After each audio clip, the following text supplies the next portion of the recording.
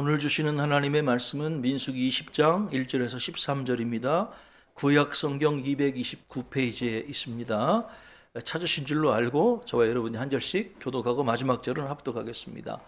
첫째 달에 이스라엘 자손 곧 온 회중이 신 광야에 이르러 백성이 가데스에 이르더니 미리암이 거기서 죽음에 거기에 장사되니라. 회중이 물이 없으므로 모세와 아론에게로 모여드니라. 백성이 모세와 다투어 말하여 이르되 우리 형제들이 여호와 앞에서 죽을 때에 우리도 죽었더라면 좋을 뻔하였도다. 너희가 어찌하여 여호와의 회중을 이 광야로 인도하여 우리와 우리 짐승이 다 여기서 죽게 하느냐? 너희가 어찌하여 우리를 애굽에서 나오게 하여 이 나쁜 곳으로 인도하였느냐? 이곳에는 파종할 곳이 없고 무화과도 없고 포도도 없고 석류도 없고 마실 물도 없도다. 모세와 아론이 회중 앞을 떠나 회막문에 이르러 엎드림에 여호와의 영광이 그들에게 나타나며 여호와께서 모세에게 말씀하여 이르시되 지팡이를 가지고 내 형 아론과 함께 회중을 모으고 그들의 목전에서 너희는 반석에게 명령하여 물을 내라 하라. 내가 그 반석이 물을 내게 하여 회중과 그들의 짐승에게 마시게 할지니라. 모세가 그 명령대로 여호와 앞에서 지팡이를 잡으니라. 모세와 아론이 회중을 그 반석 앞에 모으고 모세가 그들에게 이르되 반역한 너희여 들으라. 우리가 너희를 위하여 이 반석에서 물을 내려 하고 모세가 그의 손을 들어 그의 지팡이로 반석을 두 번 치니 물이 많이 솟아나오므로 회중과 그들의 짐승이 마시니라. 여호와께서 모세와 아론에게 이르시되 너희가 나를 믿지 아니하고 이스라엘 자손의 목전에서 내 거룩함을 나타내지 아니한 고로 너희는 이 회중을 내가 그들에게 준 땅으로 인도하여 드리지 못하리라 하시니라. 같이 읽겠습니다. 이스라엘 자손이 여호와와 다투었으므로 이를 무리바 무리라 하니라. 여호와께서 그들 중에서 그 거룩함을 나타내셨더라. 아멘.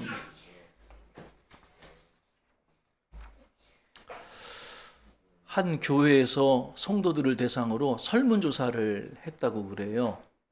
설문의 내용이 그리스도인으로 살면서 언제 제일 감정을 절제하지 못하고 혈기가 솟아오르더냐 하는 그런 질문이었다고 그래요. 여러분 언제 이렇게 신앙생활 하면서 마음에 혈기가 불끈불끈 올라오는 것을 경험했는지 모르겠어요. 성도들이 신중하게 생각하고 답을 적었어요. 1위가 뭐였을까요? 놀랍게도 은혜를 받은 직후였다고 그래요. 구체적으로 좀 제가 몇 가지만 소개해 드릴게요. 세부적인 내용이 이렇죠. 부흥 집회에서 은혜를 충만하게 받아서 가족들과 은혜를 나누었는데 가족들이 너부터 잘해라고 핀잔을 들었을 때 그 마음에 혈기가 올라오더래요. 또 예배를 통해서 큰 은혜를 경험하고 말씀의 은혜를 경험하고 성령 충만을 경험하고 이제 행복한 마음으로 집에 가려고 교회 주차장에 딱 나섰는데 교회 주차 봉사하시는 집사님한테 한 소리 들었을 때 마음에 혈기가 올라오더래요. 공감하고 계세요? 은혜 받고 열심히 교회에서 봉사한 내가 아니라 교회에 온 지 얼마 안 된 사람이 사람들에게 인정받고 칭찬받는 것을 보면서 갑자기 마음에 혈기가 올라오는 것을 경험하기도 했다고 그래요. 공통점들은 바로 은혜 받은 직후에 우리가 마음에 요동이 치고 혈기를 느낄 때가 많다는 거죠. 여러분 지금 공감하시는지 모르겠어요. 어느 목사님이 교회당을 새롭게 이전을 해서 이제 교회 외관에다가 멋진 교회 간판을 시공을 하게 됐어요. 교회 간판을 달고 건너편 작은 음식점 창가에 앉아서 자기 교회당을 보고 간판을 보면서 이 나름대로 목사님이 흐뭇해하고 있었다고 그래요. 그런데 옆에 테이블에서 중년 남자 둘이 대화하는 소리가 들렸죠. 아이고, 교회를 개척하나 보네. 상가에서 개척하는 거 보니까 성도가 얼마 안 되는 미자리 교회 같은데 요즘 시대에 저렇게 교회를 시작하면 어떻게 하나. 내 친척 중에도 상가에서 개척한 목사가 있는데 먹고 살기도 힘들어. 이 목사님은 그 소리를 듣고 마음이 불편했어요. 자신의 교회를 염려해 주는 것은 고맙지만 교회를 돈으로만 생각하는 것 같아서 못내 마음이 씁쓸했죠. 이 목사님은 마음 같아서는 자리를 박차고 일어나서 내가 저 교회 담임 목사인데요, 주님 은혜로 잘 먹고 잘 살고 있습니다, 이렇게 한마디 해주고 싶은 마음이 굴뚝 같았지만 그 마음을 잘 억누르고 조용히 그 자리를 빠져나왔다고 그래요. 집에 돌아와서 이 목사님이 곰곰이 생각해 보니까 자신을 좀 돌아보게 됐다고 그래요. 이 일을 계기로. 그동안 자신이 잘 알지도 못하면서 다 아는 사람인 것처럼 남들에게 말하고 남들에게 가르치려고 했던 적은 없었나 생각해 보게 됐다고 그래요. 또 다른 사람의 이야기를, 앞뒤 이야기를 다 들어보지도 않고 남을 편협하게 판단하고 정죄한 일은 없었는지 자기 자신을 돌아보는 계기가 됐다고 하는 것이죠. 여러분, 이 목사님 이야기 들으면서 여러분 어떤 마음이 드세요? 혹시 여러분에게도 이런 비슷한 경험이 있지는 않으셨어요?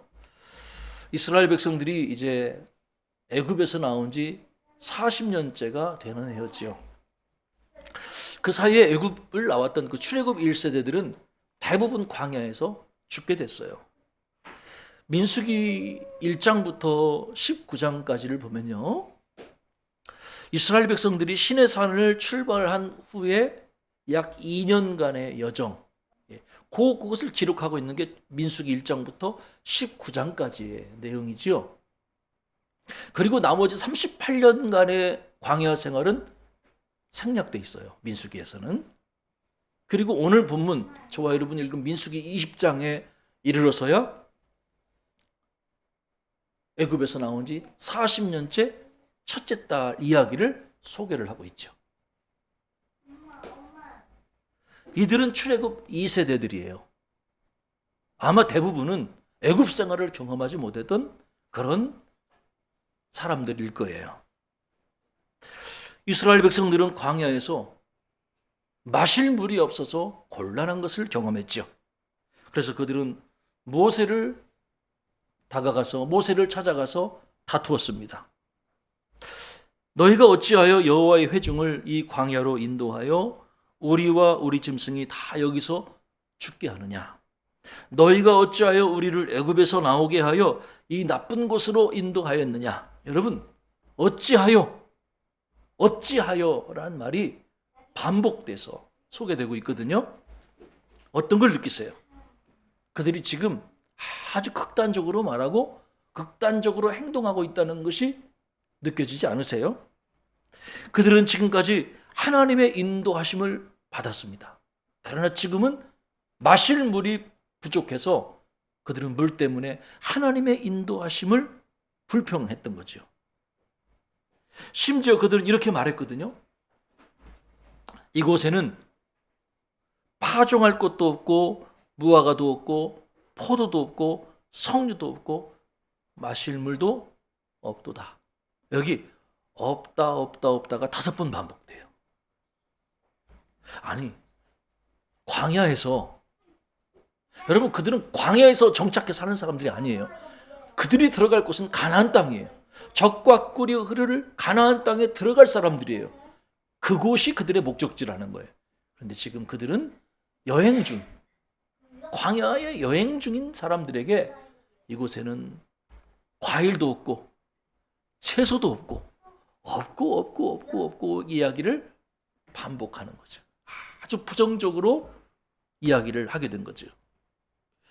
여러분, 그러나 40년 동안 이스라엘 백성들이 광야 생활을 하면서 그들은 어떻게 살았지요? 하나님의 돌보심과 보호하심을 받고 살았던 거예요. 비록 채소가 없고 비록 과일이 없을지라도 하나님은 그들을 굶기지 않으시고 지금까지 40년 동안 그들을 인도해 주셨던 거예요. 모세는 이처럼 불평하는 이스라엘 백성들의 모습을 보고 크게 실망합니다. 그리고 모세와 아론은 불평하는 회중을 떠나서 회막 앞, 하나님의 임재가 머물러 있는 회막 앞에 이르게 되죠. 그리고 엎드려 기도합니다. 그때 하나님께서 모세와 아론에게 이렇게 말씀하세요. 자, 우리 8절 말씀인데요. 저와 여러분이 8절 말씀을 찾아서 한 음성으로 같이 한번 읽어보겠습니다. 지팡이를 가지고 내 형 아론과 함께 회중을 모으고 그들의 목전에서 너희는 반석에게 명령하여 물을 내라. 내가 그 반석이 물을 내게 하여 회중과 그의 짐승에게 마시게 할지니라. 아멘. 여러분, 하나님이 뭐라고 말씀하셨지요? 하나님께서 모세에게 손에 지팡이를 가지고 회중을 모으라고 명령하셨죠. 그리고 회중 앞에서 반석에게 명령해서 물을 내라고 말씀하셨어요. 그러면 그 반석이 물을 내게 될 거라고 약속해 주신 거죠. 그래서 이 문제를 해결하라고 하나님께서 말씀해 주신 거예요. 반석이 물을 내게 될 것이라는 말을 표준 세번역 성경이라는 성경에 이렇게 번역을 하고 있어요. 들어보세요. 그러면 그 바위가 그 속에 있는 물을 밖으로 흘릴 것이다. 이렇게 돼 있어요. 여기 보면 모세가 해야 될 일이 있고 하나님이 하실 일이 구분되어 있다고 하는 거예요. 그럼 모세가 해야 될 일은 뭐죠? 모세는 순종하는 일이에요. 손에 지팡이를 들고 회중을 모은 다음에 뭘 해야 돼요? 바위에게 명령하는 거예요. 뭐라고 명령했을까요? 바위야, 물을 내라. 이런 식으로 얘기했겠죠. 모세가 해야 될 일은 반석을 치는 일이 아니라 바위에게 구두로, 말로 명령하는 일이었어요. 그러면 하나님이 하시는 일은 뭐죠?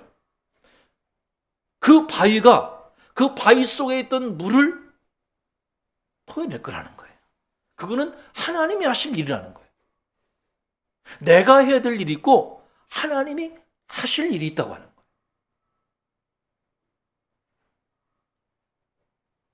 모세의 힘으로 바위에서 물을 낼 수 있는 것이 결코 아니라고 하는 거예요. 그거는 하나님이 하실 일이라고 하는 거예요. 그런데 이후에 모세의 말과 행동을 보면 우리는 매우 실망하게 되지요. 저는 이 모세의 말과 행동을 보면서 그 이면에 분노, 혈기가 느껴지죠. 자, 확실히 모세는 자기 감정을 앞세웠던 것 같아요. 이스라엘 백성들이 지금 모세에게 감정적으로 대했거든요. 마음이 상해 있었던 거예요. 여러분 그런 경험 있잖아요. 누군가가 나한테 막 좋지 않은 이야기를 하면 나도 모르게 마음이 상해서 스트레스가 막 올라가서 누구에게 막 풀고 싶은 마음이 있잖아요. 저도 그런 마음 느끼거든요. 지금 모세도 혈기가 그 안에 자리 잡고 있었던 거예요. 인간인지라 어쩔 수 없었던 거죠. 자, 모세는 하나님의 명령대로 여호와 앞에서 지팡이를 잡았어요. 그리고 모세는 회중을 반석 앞에 모으게 했죠. 그리고 모세가 크게 외쳤습니다.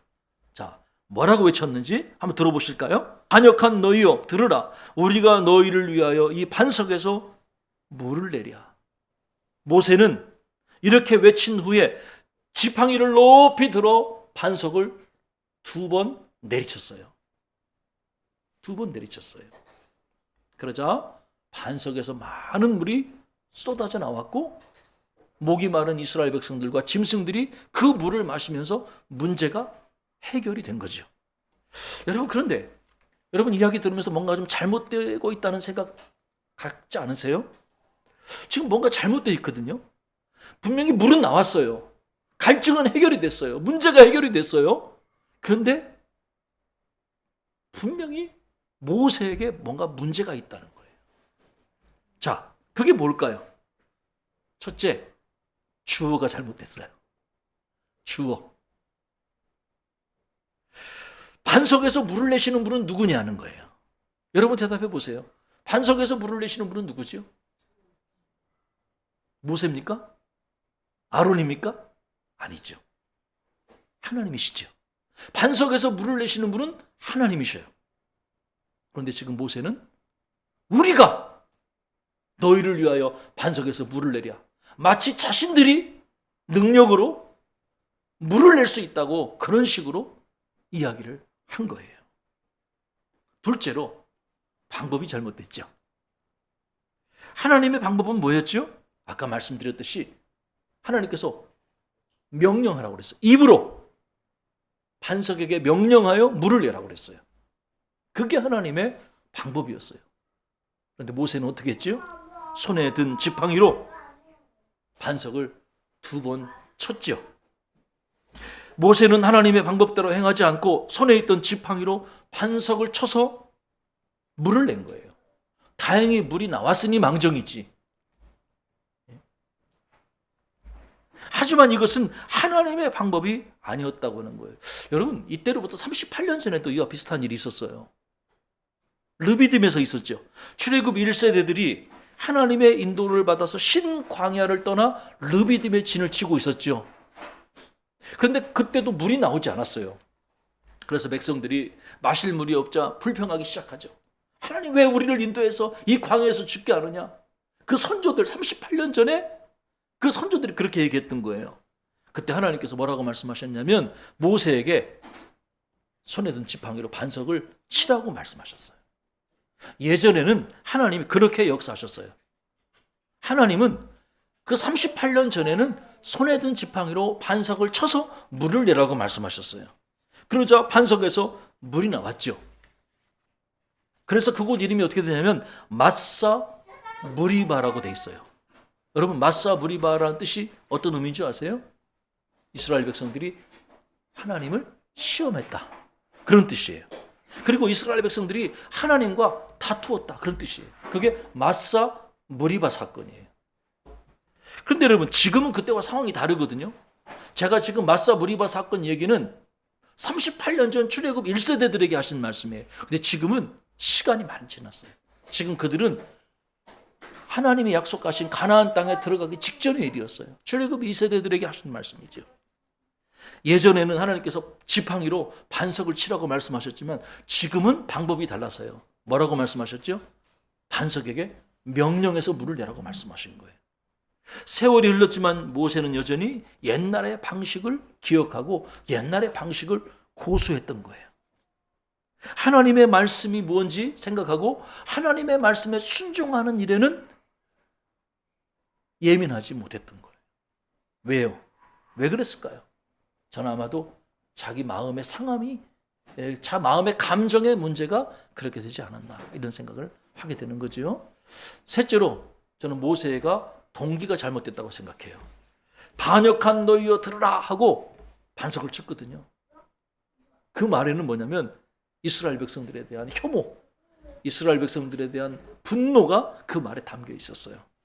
여러분, 아무리 우리에게 산을 옮길 만한 믿음이 있다 하더라도 사랑이 없으면 아무것도 아니라고 사도 바울에게 가르치고 있죠. 오직 사랑 안에서 행하는 일만이 영원히 기억될 거라는 거예요. 반석에서 물을 내는 것도 중요하지만 우리가 사역자는, 우리 크리스찬들은 어떤 마음의 동기로 그 일을 행하느냐가 참 중요한 것 같아요. 마음의 분노를 가지고 그 일을 행하면 여러분에게도 좋지 않을 뿐만 아니라 상대방에게도 해가 되는 거죠. 자, 그렇다면 우리가 무엇을 해야겠습니까? 누군가가 여러분에게 악한 말을 하고 행동할 때, 그래서 여러분의 마음이 상하고 여러분의 마음에 분노가 치닫고 혈기가 올라올 때 여러분들은 어떻게 그거를 절제하고 하나님 말씀에 순종할 수 있을까 하는 거예요. 감정이 나를 지배하지 못하고 하나님의 말씀이 나를 지배할 수 있도록 어떻게 나를 이끌 것인가. 우리가 기억할 것은 하나님께서 과연 모세를 어떻게 평가하셨느냐 하는 거예요. 하나님 모세를 어떻게 평가하셨지요? 하나님은 모세가 불신과 하나님의 거룩함을 나타내지 않은 교만의 죄를 지었다고 말씀하신 거죠. 자, 12절에 이런 말씀이 있어요. 한번 같이 찾아볼까요? 읽어보십시다. 여호와께서 모세와 아론에게 이르시되 너희가 나를 믿지 아니하고 이스라엘 자손의 목전에서 내 거룩함을 나타내지 아니한 고로 너희는 이 회중을 내가 그들에게 준 땅으로 인도하여 드리지 못하리라 하시니라. 아멘. 하나님은요, 두 가지를 지적하셨죠. 너희가 나를 믿지 않았다. 불신이죠. 모세가 하나님의 말씀대로 반석에게 명령하지 않고 지팡이를 2번 친 거는 하나님을 믿지 못했기 때문이라는 거예요.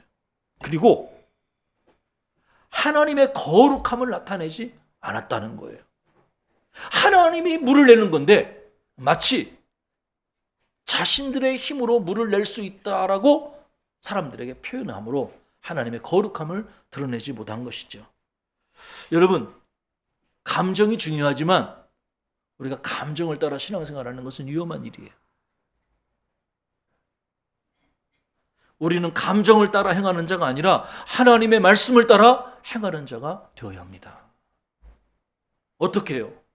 어떻게 우리가 감정을 따라 행하지 않고 하나님의 말씀을 따라 행할 수 있을까요? 저는 그 비결이 오늘 본문에 있다고 생각해요. 그것은 바로 하나님 앞에서 행하는 자가 되어야 된다는 거예요. 하나님 앞에서. 이거를 한자로 신전의식이라고도 하고요. 또 다른 말로 코람데오라고도 합니다. 하나님 앞에서. 한번 따라해 볼까요? 하나님 앞에서. 하나님이 나를 보고 계시다는 생각들을 해야 된다는 것이죠. 자, 9절 말씀을 다시 한번 살펴보겠습니다. 9절 말씀에 보면 모세가 그 명령대로 여호와 앞에서 지팡이를 잡으니라 라고 되어 있거든요. 그런데 가만히 생각해 보면요, 모세가 그 명령대로 지팡이를 잡으니라 라고 말해도 돼요. 자연스럽죠?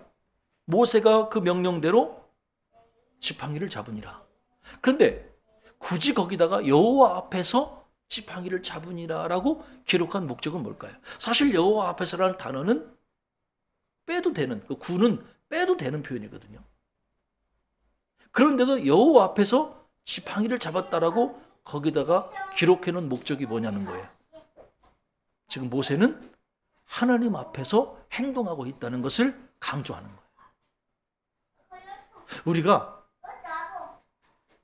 사람과의 관계에서 스트레스를 받고요, 사람과의 관계에서 마음이 상하고 분노와 회개를 느끼면 하나님을 의식하기가 참 힘들어요. 왜?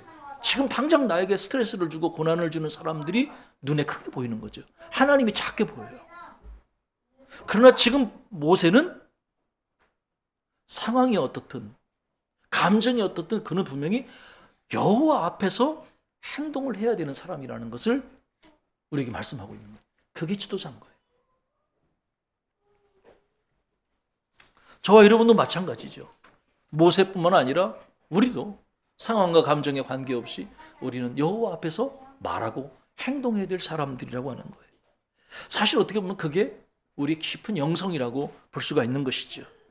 결국 우리의 삶을 평가하시는 분은 하나님이시라는 거예요.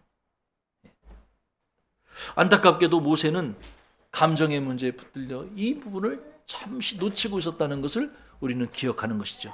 결국 모세는 회중을 가나안 땅으로 들여보내는 일을 할 수 없게 되지요.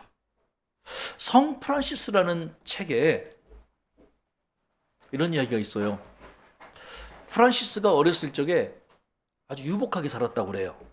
한 번은 그 마을에 청년들로 구성된 성극팀이 방문해서 아주 멋진 성극을 이렇게 공연을 했다고 그래요. 성황리에 성극을 마친 팀이 이 프란시스의 유복한 집에서 식사를 하게 됐죠. 배우들은 화장도 지우지 않은 채 잡담을 늘어놓으면서 술잔을 기울였어요. 그 중에 예수님 역할을 맡았던 배우도 예수님 분장을 하고 함께 술잔을 기울이면서 농담을 하고 있었죠. 연극의 깊은 감동을 받았던 프란시스는 그 배우에게 이런 질문을 했어요. 아저씨는 예수님이셨잖아요. 그러자 그 배우가, 예수님 역할을 맡았던 그 배우가 그 아이의 질문에 참 재미있다는 표정을 지으면서 이렇게 핀잔을 줬다고 그래요. 예, 그건 연극이지, 연극이야. 너는 연극과 현실도 구분 못하냐? 그건 연극이지. 지금 연극이 끝났다고 하면서 예수님 분장을 한 청년이 프란시스에게 그런 얘기를 한 거예요. 그때 프란시스는 엄청난 충격을 받았다고 그래요. 여러분, 저와 여러분들은 다 하나님 앞에서 살아가는 사람들이에요. 얼굴에 예수님 분장을 하고 신앙생활하는 연극 배우가 아니라는 거예요. 우리는 하나님이 살아계신 것을 믿고 하나님이 나와 함께 계심을 증거하고 살아야 될 사람들이라는 거예요. 하나님 앞에서 살아가는 존재라는 것을 분명히 인식할수록 우리는 감정에 흔들리지 않고 하나님의 말씀에 순종하는 삶을 살아갈 수가 있다고 하는 것이죠. 저는 끝으로 여러분들이 감정을 따라 살지 않고 하나님의 말씀에 순종하며 살도록 도움을 주는 실제적인 권면을 해주고 싶어요. 영국 옥스퍼드 대학에서 학생들을 가르쳤던 C.S. 루이스는 이런 권면을 우리에게 하고 있어요. 첫째, 인간의 기분은 언제든지 바뀔 수 있음을 인정해야 한다는 거예요. 맞지요? 둘째, 믿음은 들음에서 나기 때문에 감정이 아니라 먼저 말씀을 읽고 그 말씀을 마음속 깊이 새기며 살아야 된다 하는 거예요. 셋째, 교회를 떠나지 말아야 한다는 거예요. 주님이 머리 되시는 교회 공동체와의 그 영적인 교제 속에서 개인의 믿음이 자라나기 때문이라는 것이죠. 사랑하는 여러분, 우리는 다 하나님 앞에서 살아가는 하나님의 백성들입니다. 우리가 자주 감정의 변화를 겪고 또 다른 사람들로 관계 속에서 마음에 분노가 치밀어 오르기도 하지만 그러나 하나님의 변하지 않는 말씀을 붙들고 저와 여러분들은 살아가야 할 사람들이에요.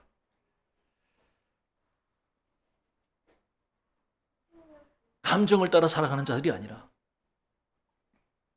하나님의 약속의 말씀을 따라 살아가는 저와 여러분이 되십시다. 그래서 하나님께서 우리에게 주신 약속을 축복으로 누리는 귀한 삶이 되시기를 주님의 이름으로 축원합니다. 기도하시겠습니다. 하나님, 우리가 하나님 앞에서 살아갑니다. 나의 감정과 나의 상황에 따라 나의 믿음이 흔들리지 않도록 도와주시고 하나님 무엇이라 말씀하시건 우리가 하나님을 신뢰하고 하나님의 거룩함을 세상에 나타낼 수 있는 귀한 믿음의 사람들이 되게 하옵소서. 여름의 무더위로 우리가 지쳐있고 또 감정이 예민하고 때로는 하나님 우리의 마음을 다잡기가 어려운 시기를 보내고 있습니다. 하나님께서 우리를 도와주셔서 우리가 하나님의 약속의 말씀이 우리의 삶에 능력이 되고 또 실제가 되는 귀한 삶이 되게 하옵소서. 예수 그리스도의 이름으로 간절히 기도하옵나이다. 아멘.